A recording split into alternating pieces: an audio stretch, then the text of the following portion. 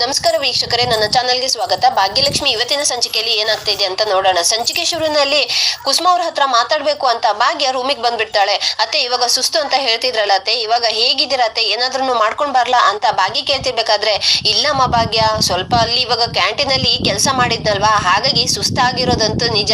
ಇವಾಗ ಮನೆಗ್ ಬಂದ್ಬಿಟ್ಟು ನಾನು ಇವಾಗ ಸ್ವಲ್ಪ ಹೊತ್ತು ಕೂತ್ಕೊಂಡೆ ನೋಡು, ಇವಾಗ ಸುಸ್ತೆಲ್ಲ ಹೋಯ್ತು. ಸರಿ ಇವಾಗ ಭಾಗ್ಯ ಏನಾದ್ರೂ ಮಾತಾಡೋದಿತ್ತ, ಯಾಕಮ್ಮ ಭಾಗ್ಯ ಅಂತ ಕುಸುಮ ಕೇಳ್ತಿರ್ಬೇಕಾದ್ರೆ, ಹೌದತ್ತೆ ನಿಮ್ಮ ಹತ್ರ ಒಂದು ಮುಖ್ಯವಾದ ವಿಷಯನೇ ಮಾತಾಡ್ಬೇಕಿತ್ತು, ಹಾಗಾಗಿ ರೂಮಿಗೆ ಬಂದೆ ಅತ್ತೆ ಅಂತ ಅವಾಗ ಭಾಗ್ಯ ಹೇಳ್ಬಿಡ್ತಾಳೆ. ಅದೇನಮ್ಮ ಭಾಗ್ಯ ಅಂತ ಕುಸುಮರು ಕೇಳ್ತಿರ್ಬೇಕಾದ್ರೆ, ಅತ್ತೆ ಇವತ್ತು ಆದಿ ಅವ್ರನ್ನ ಮೀಟ್ ಮಾಡ್ಬೇಕಿತ್ತು, ಆದ್ರೆ ಅವ್ರನ್ನ ಇವಾಗ ನನ್ಗೆ ಇವತ್ತು ಭೇಟಿ ಆಗಕ್ ಆಗಲೇ ಇಲ್ಲ, ಏನೇನೋ ಸಮಸ್ಯೆ ಆಗೋಯ್ತು. ಹಾಗಾಗಿ ಅವ್ರು ಇವಾಗ ನನ್ ಬಗ್ಗೆ ಎಲ್ಲಿ ತಪ್ಪು ತಿಳ್ಕೊಂತಾರೇನೋ ಅಂತ ನನ್ಗಂತೂ ತುಂಬಾನೇ ಭಯ ಆಗಿತ್ತು ಅತ್ತೆ. ಮನೆಗ್ ಬಂದ ತಕ್ಷಣನೇ ಪೂಜಾ ಹತ್ರ ಕಿಶನ್ಗೆ ಫೋನ್ ಮಾಡ್ಬಿಟ್ಟು ಅವ್ರ ಅಣ್ಣನ ಹತ್ರ ಮಾತಾಡ್ಬಿಟ್ಟೆ. ಹಾಗಾಗಿ ಅವ್ರ ಹತ್ರ ನಾನು ಕ್ಷಮೆನೂ ಕೇಳ್ಬಿಟ್ಟಿದೀನಿ ಅತ್ತೆ. ಮತ್ತೆ ಅವ್ರನ್ನ ಇವಾಗ ಅವ್ರನ್ನ ಮೀಟ್ ಮಾಡಿ ನಮ್ಗೂನು ಕೂಡ ಮಾತಾಡೋದಿತ್ತಲ್ಲ ಅತ್ತೆ, ಹಾಗಾಗಿ ಇನ್ನು ಅವ್ರನ್ನ ಕಾಯಿಸೋದು ಬೇಡ ಅಂತ ನಾಳೆನೆ ನಾನ್ ನಿಮ್ಮನ್ನ ಭೇಟಿ ಆಗ್ತೀನಿ ಅಂತ ಹೇಳಿದ ತಕ್ಷಣ ಅವ್ರನ್ನು ಕೂಡ ಅದಕ್ಕೆ ಒಪ್ಕೊಂಡ್ ಬಿಟ್ಟಿದಾರ ಅತ್ತೆ. ಅಷ್ಟೇ ಅಲ್ದೆ ನಾವಿವಾಗ ಅಲ್ಲಿ ಇಲ್ಲಿ ಅವ್ರನ್ನ ಭೇಟಿ ಆಗೋ ಬದಲು ನಿಮ್ ಮನೆಗೇನೆ ಬಂದ್ಬಿಟ್ಟು ನಾವು ನಿಮ್ಮ ಹತ್ರ ಮಾತಾಡ್ತೀನಿ ಅಂತ ಹೇಳಿದ ತಕ್ಷಣ, ಸರಿ ಆಯ್ತು ಮನೆಗೇನೆ ಬನ್ನಿ ಅಂತ ಅವರು ಹೇಳ್ಬಿಟ್ಟಿದ್ದಾರೆ. ಹಾಗಾಗಿ ನಾಳೆ ಬೆಳಿಗ್ಗೆನೆ ನಾವು ಹೇಗಿದ್ರು ಕೂಡ ಕ್ಯಾಂಟೀನ್ಗೆ ಹೋಗ್ತೀವಲ್ವ ಅತ್ತೆ, ಸ್ವಲ್ಪ ಬೇಗನೆ ಮನೆಯಿಂದ ರೆಡಿಯಾಗಿ ಹೋಗ್ಬಿಟ್ಟು ಅವ್ರ ಮನೆಗೆ ಹೋಗಿ ಅವ್ರನ್ನ ಭೇಟಿಯಾಗಿ ಮಾತಾಡ್ಕೊಂಡು ಆಮೇಲೆ ಕ್ಯಾಂಟೀನ್ಗೆ ಹೋಗೋಣವಾ ಅತ್ತೆ ಅಂತ ಭಾಗ್ಯ ಕೇಳ್ತಿರ್ಬೇಕಾದ್ರೆ, ಸರಿ ಅಮ್ಮ ಭಾಗ್ಯ ನೀನ್ ಹೇಳ್ದಾಗೇನೆ ಆಗ್ಲಿ, ಅವ್ರ ಇವಾಗ ನಮ್ಮ ಹತ್ರನು ಕೂಡ ಮಾತಾಡ್ಬೇಕು, ನಾವು ಕೂಡ ಅವ್ರ ಹತ್ರ ಮಾತಾಡ್ಬೇಕು, ಅವಾಗ್ಲೇನೆ ಎಲ್ಲದನ್ನು ಕೂಡ ಸರಿ ಆಗೋದಲ್ವಾ. ನಾಳೆ ನೀನ್ ಹೇಳ್ದಾಗೇನೆ ಫಸ್ಟ್ ಅವ್ರ ಮನೆಗೆ ಹೋಗ್ಬಿಟ್ಟು ಅವ್ರನ್ನ ಭೇಟಿಯಾಗಿ ಆಮೇಲೆ ನಾವು ಕ್ಯಾಂಟೀನಿಗೆ ಹೋಗೋಣ ಅಂತ ಕುಸುಮ ಅವರು ಹೇಳ್ಬಿಡ್ತಾರೆ. ಸರಿ ಅತ್ತೆ ಅಂತ ಹೇಳ್ಕೊಂಡು ಭಾಗ್ಯ ತನ್ನ ರೂಮಿಗೆ ಹೋಗ್ತಾಳೆ. ಇತ್ತ ಮಾರನೇ ದಿನ ಬೆಳಿಗ್ಗೆ ಶ್ರೇಷ್ಠ ಮತ್ತೆ ತಾಂಡವ್ ಆಫೀಸ್ಗೆ ಬಂದಿರ್ತಾರೆ. ತಾಂಡವ್ ಬಂದ್ಬಿಟ್ಟು ತನ್ನ ಚೇಂಬರ್ ಅಲ್ಲಿ ಕೂತ್ಕೊಂಡಿದ ತಕ್ಷಣ ಆಗ ಅಲ್ಲಿಗೆ ಒಂದ್ ವ್ಯಕ್ತಿ ಬಂದ್ಕೊಂಡು, ಸರ್ ನಿಮ್ಮನ್ನ ಬಾಸ್ ಕರೀತಿದ್ದಾರೆ, ಅವ್ರು ನಿಮ್ಮ ಹತ್ರ ಏನೋ ಮಾತಾಡ್ಬೇಕಂತೆ, ಬರ್ಬೇಕಂತೆ ಇಮಿಡಿಯೇಟ್ ಆಗಿ ಅಂತ ಆ ವ್ಯಕ್ತಿ ಹೇಳ್ಬಿಟ್ಟು ಅಲ್ಲಿಂದ ಹೊರಟೋಗ ತಕ್ಷಣ ಆಗ ತಾಂಡವ್ಗಂತೂ ತುಂಬಾನೇ ಗಾಬರಿ ಆಗ್ತಾ ಇರುತ್ತೆ. ಆಗ ಸರ್ ನನ್ನನ್ನ ಕರೆದ್ರಂತೆ, ಯಾಕೆ ಅಂತ ಹೇಳ್ಕೊಂಡು ಬಾಸ್ ಚೇಂಬರ್ ಹತ್ರ ತಾಂಡವ್ ಬಂದ ತಕ್ಷಣ, ಏನ್ ಮಿಸ್ಟರ್ ತಾಂಡವ್ ನಿಮ್ಮಿಂದ ನಾನು ಇದನ್ನ ಎಕ್ಸ್ಪೆಕ್ಟ್ ಮಾಡಿರ್ಲಿಲ್ಲ ಅಂತ ಅವಾಗ ಬಾಸ್ ಮತ್ತೆ ಅವ್ರ ವೈಫ್ ಹೇಳ್ಬಿಡ್ತಾರೆ. ಆಗ ತಾಂಡವ್ ಅಂತೂ ಏನನ್ನು ಕೂಡ ಗೊತ್ತಾಗ್ದೆ, ನಾನೇನ್ ಮಾಡಿದೀನಿ ಸರ್, ಅಂತ ತಪ್ಪು ನನ್ನಿಂದ ಏನಾಗಿದೆ ಅಂತ ಅವಾಗ ತಾಂಡವ್ ಹೇಳ್ಬಿಡ್ತಾನೆ. ಯಾಕೆ ಮಿಸ್ಟರ್ ತಾಂಡವ್ ಮಾಡೋದೆಲ್ಲ ಮಾಡ್ಬಿಟ್ಟು ಇವಾಗ ನನ್ನಿಂದ ಏನ್ ತಪ್ಪಾಗಿದೆ, ನಾನ್ ಏನ್ ಮಾಡಿದೀನಿ ಅಂತ ಹೇಳ್ತಿದ್ದೀರಲ್ಲ, ಯಾರೇ ಮಿಸ್ಟರ್ ನಿಮ್ಗೆ ಇವಾಗ ಗೌರವ್ ಮೇಲೆ ಕೈ ಮಾಡಕ್ಕೆ ಯಾರು ನಿಮ್ಗೆ ರೈಟ್ಸ್ ಕೊಟ್ಟಿರೋದು? ನೋಡಿ ನಮ್ಗೆ ಇವಾಗ ಎಲ್ಲ ಎಂಪ್ಲಾಯೀಸ್ ಕೂಡ ಒಂದೇ, ಅವ್ರ ಮೇಲೂ ಇವ್ರು ಕೀಳು ಅನ್ನುವಂಥದ್ದು ಇವಾಗ ನಮ್ಮಲ್ಲಿ ಯಾವುದೇ ರೀತಿಯಾಗಿರೋ ಭೇದ ಭಾವನೆಲ್ಲ ನಾವು ಇಟ್ಕೊಂಡಿರಲ್ಲ. ಇವಾಗ ನೀವು ಹೇಗೆ ನಮ್ಗೆ ಇವಾಗ ದೊಡ್ಡ ಪೊಸಿಷನ್ ಅಲ್ಲಿ ಇದೀರೋ, ಅದೇ ತರ ನಮ್ಗೆ ಇವಾಗ ಗೌರವ್ನು ಕೂಡ ಅವ್ನ್ ಚಿಕ್ಕ ಪೊಸಿಷನ್ ಅಲ್ಲಿ ಇದ್ರು ಕೂಡ ಅವನು ಎಂಪ್ಲಾಯ್ ಅಂತಂದ್ರೆ ಎಂಪ್ಲಾಯ್ನೇ. ಎಲ್ರು ಈಗ ನಮ್ಮ ಎಂಪ್ಲಾಯೀಸ್ಗೆ ಯಾರಿಗೆ ಏನಾದ್ರೂ ಕೂಡ ಇದನ್ನ ನಾವು ಯಾವುದೇ ಕಾರಣಕ್ಕೂ ಸಹಿಸಲ್ಲ. ಇವಾಗ ನೀವು ಅವನ ಮೇಲೆ ಕೈ ಮಾಡಿದೀರಂತೆ, ಯಾಕೆ ಮಿಸ್ಟರ್ ತಾಂಡವ್ ನಿಮ್ಗ ರೈಟ್ಸ್ ಯಾಕೆ ಕೊಟ್ಟಿರೋದು ಅಂತ ಬಾಸ್ ಕೇಳ್ತಿರ್ಬೇಕಾದ್ರೆ ಆಗ ತಾಂಡವ್ಗಂತೂ ಶಾಕ್ ಆಗ್ಬಿಟ್ಟು, ಅದು ಅವನು ನನ್ನನ್ನ ಪರ್ಸನಲ್ ಟಾರ್ಗೆಟ್ ಮಾಡಿ ಮಾತಾಡ್ತಿದ್ದ, ನನ್ನ ತುಂಬಾನೇ ಟ್ರಿಗರ್ ಮಾಡ್ದ, ಹಾಗಾಗಿ ನನ್ಗೆ ಸಹಿಸ್ಕೊಳಕ್ ಆಗಿಲ್ಲ, ಅವನಿಗೆ ನಾನು ಕಪಾಳಕ್ಕೆ ಹೊಡೆದ್ಬಿಟ್ಟೆ ಅಂತ ತಾಂಡವ್ ಹೇಳ್ತಿರ್ಬೇಕಾದ್ರೆ, ನೋಡಿ ಮಿಸ್ಟರ್ ತಾಂಡವ್ ಇವಾಗ ನಿಮ್ ಬಿಹೇವಿಯರ್ ಏನು ಅಂತ ನನಗಂತೂ ಚೆನ್ನಾಗಿನೇ ಗೊತ್ತು.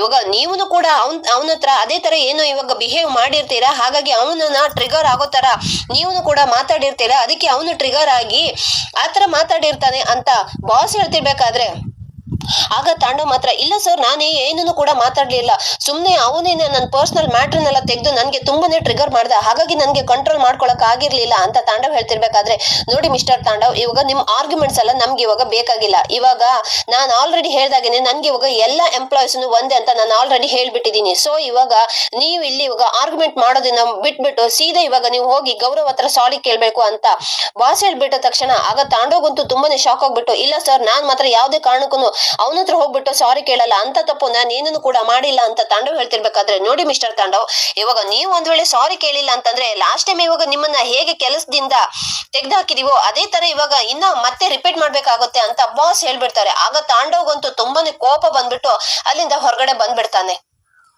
ಇಷ್ಟು ದಿನ ಆ ಭಾಗ್ಯನಿಂದ ಮಾತ್ರ ಅವಮಾನ ಮಾಡಿಸ್ಕೊಂತ ಇದ್ದೆ, ಇವಾಗ ಹೋಗೋರ್ ಬರೋರ್ ಎಲ್ರನ್ನು ಕೂಡ ನನ್ಗೆ ಕರ್ದು ಅವಮಾನ ಮಾಡೋ ತರ ಆಯ್ತು. ಛೇ ನಂದು ಏನಂತ ಕರ್ಮನೋ ಏನು, ನಂದು ಏನ್ ಜನ್ಮನೋ ಏನು, ನನ್ ಬಗ್ಗೆ ನಿನ್ಗೆನೆ ಅಸಹ್ಯವಾಗ್ತಿದೆ ಅಂತ ತಾಂಡವ್ ತುಂಬಾನೇ ಕೋಪ ಮಾಡ್ಕೊಂತ ಇರ್ತಾನೆ. ಇನ್ನ ಒಂದ್ ಕಡೆ ಭಾಗ್ಯ ಬೆಳಿಗ್ಗೆ ರೆಡಿ ಆಗ್ಬಿಟ್ಟು, ಅತ್ತೆ ರೆಡಿನಾ, ಇವಾಗ ನಾವು ಬೇಗ ಹೋಗೋಣ ಅತ್ತೆ, ಅವ್ರ ಮನೆಗೆ ಹೋಗ್ಬಿಟ್ಟು ಆಮೇಲೆ ನಾವು ಕ್ಯಾಂಟೀನ್ಗೆ ಹೋಗ್ಬೇಕು ಅತ್ತೆ ಅಂತ ಹೇಳ್ಕೊಂಡು ಭಾಗ್ಯ ಕುಸುಮ ಅವ್ರನ್ನ ಕರ್ಕೊಂಡು ಹಾಗೆ ಕಾಮತ್ ಅವ್ರ ಮನೆ ಕಡೆಗೆ ಬರ್ತಾ ಇರ್ತಾಳೆ. ಇನ್ನ ಭಾಗ್ಯ ಮತ್ತೆ ಕುಸುಮ ಬಂದಿರೋದನ್ನ ನೋಡ್ಕೊಂಡು ಕಿಶನ್ ಅವರಪ್ಪ ರಾಮದಾಸ್ ಕಾಮತ್ಗಂತೂ ತುಂಬಾನೇ ಖುಷಿಯಾಗ್ಬಿಟ್ಟು ಬರ್ಬೇಕು ಏನು ಇವಾಗ ಭಾಗ್ಯ ಬೆಳಬೆಳಗಿನ ಇವಾಗ ನಮ್ ಕಡೆಗೆ ಪ್ರಯಾಣ ನಮ್ಮನೆ ಕಡೆಗೆ ಇವಾಗ ಪ್ರಯಾಣ ಮಾಡಿದೀಯ ಅಂತಂದ್ರೆ ಏನಾದ್ರೂ ಸುದ್ದಿ ಇದ್ದೇ ಇರುತ್ತೆ. ಹಾಗಾಗಿ ದಯವಿಟ್ಟು ಇವಾಗ ಇಬ್ರು ಒಳಗಡೆ ಬಂದು ಕೂತ್ಕೊಳ್ಳಿ ಅಂತ ಅವಾಗ ಕರೆದ್ ಬಿಡ್ತಾರೆ. ಆಗ ಭಾಗ್ಯ ಮತ್ತೆ ಕುಸುಮ ಅವರು ಮನೆ ಒಳಗಡೆ ಬಂದು ಕೂತ್ಕೊಂಡ್ ಬಿಡ್ತಾರೆ. ಹೇಳಮ್ಮ ಭಾಗ್ಯ, ಇವಾಗ ಯಾಕೆ ಇವಾಗ ಇಷ್ಟು ದೂರ ತನಕ ಬೆಳಬೆಳಗಿನೇ ಬಂದ್ಬಿಟ್ಟಿದಾರಲ್ಲ, ಏನಾದ್ರೂ ಸಮಸ್ಯೆನಾ ಅಂತ ಕಾಮತ್ ಅವ್ರು ಕೇಳ್ತಿರ್ಬೇಕಾದ್ರೆ, ಅಯ್ಯೋ ಸರ್ ಆತರ ಎಲ್ಲ ಏನೂ ಇಲ್ಲ, ಇವಾಗ ನಿಮ್ ಮಗ ದೊಡ್ಡ ಮಗ ಇದಾರಲ್ಲ ಸರ್, ಅದೇ ಆದೀಶ್ವರ್ ಕಾಮತ್ ಅನ್ನೋರು ಅವ್ರು ಊರಿಗೆ ಬಂದಿದಾರಂತ ಗೊತ್ತಾಯ್ತು. ಹಾಗೆ ಕಿಶನ್ ಅವ್ರು ಹೇಳಿದ್ರು ನಮ್ಮ ಅಣ್ಣ ನಿಮ್ಮನ್ನ ಮೀಟ್ ಮಾಡ್ಬೇಕು ಅಂತ ಹೇಳ್ತಿದ್ರು ಅಂತ. ಹಾಗಾಗಿ ನಿನ್ನೆ ಅವರು ನನ್ನನ್ನ ಮೀಟ್ ಮಾಡ್ಬೇಕು ಅಂತ ಒಂದು ಹೋಟೆಲ್ ಅಲ್ಲಿ ಕೂತ್ಕೊಂಡು ಕಾಯ್ತಾ ಇದ್ರು. ಆದ್ರೆ ನನ್ಗ್ ಮಾತ್ರ ಕಾರಣಾಂತರದಿಂದ ಅಲ್ಲಿ ಒಂದು ಆಕ್ಸಿಡೆಂಟ್ ಆಗಿ ಅವ್ರನ್ನ ಹಾಸ್ಪಿಟ್ಲಿಗೆ ಅಲ್ಲೊಬ್ರನ್ನ ಕರ್ಕೊಂಡು ಹೋಗ್ಬೇಕಾಯ್ತು ಸರ್. ಹಾಗಾಗಿ ನನ್ಗೆ ಅವ್ರನ್ನ ಮೀಟ್ ಮಾಡಕ್ ಆಗಿಲ್ಲ. ನನ್ನಿಂದಾಗಿನೇ ಅವರು ಅಷ್ಟೊತ್ತು ಅಲ್ಲಿ ಇವಾಗ ಕಾದು ಮತ್ತೆ ವಾಪಸ್ ಬರೋ ತರ ಆಗೋಯ್ತು.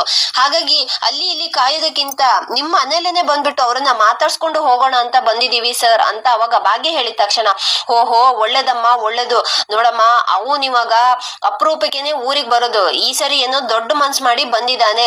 ಇವಾಗ ನೀನ್ ಅವನ್ ಜೊತೆಗೆ ಬಂದ್ಬಿಟ್ಟು ಮಾತಾಡ್ಕೊಂಡು ಹೋಗ್ತೀನಂತ ಇಲ್ಲಿವರೆಗೆ ಬಂದಿರೋದು ತುಂಬಾನೇ ಸಂತೋಷ.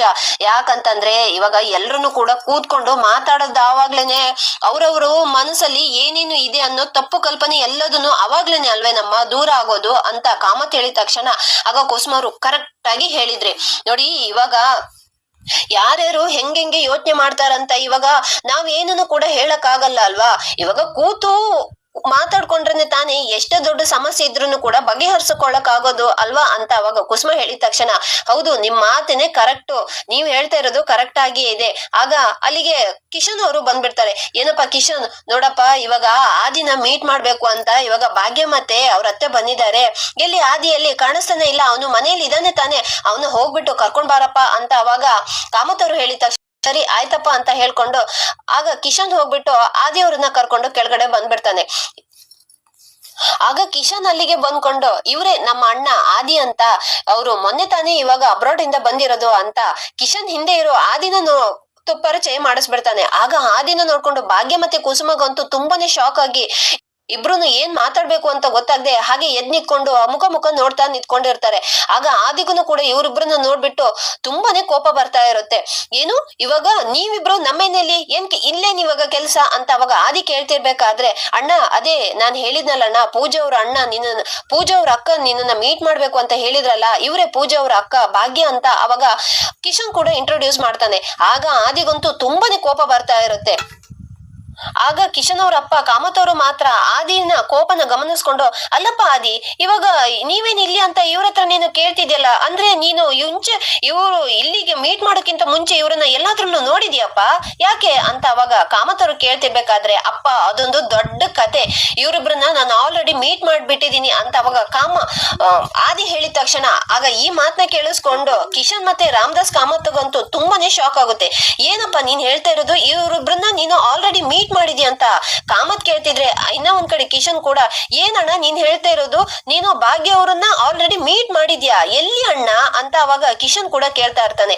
ಈ ಮಾತನ್ನ ಕೇಳಿಸ್ಕೊಂಡು ಭಾಗ್ಯ ಮತ್ತೆ ಕುಸುಮಗಂತೂ ಏನ್ ಮಾತಾಡ್ಬೇಕು ಅಂತ ಗೊತ್ತಾಗ್ದೇನೆ ತುಂಬಾನೇ ಹಾಗೆ ಗಾಬರಿಂದ ಮುಖ ನೋಡ್ಕೊಂತಾ ಇರ್ತಾರೆ. ಇಲ್ಲಿಗೆ ಈ ಸಂಚಿಕೆ ಮುಕ್ತಾಯವಾಗುತ್ತೆ. ವಿಡಿಯೋ ನೋಡಿದ್ದಕ್ಕಾಗಿ ಧನ್ಯವಾದ.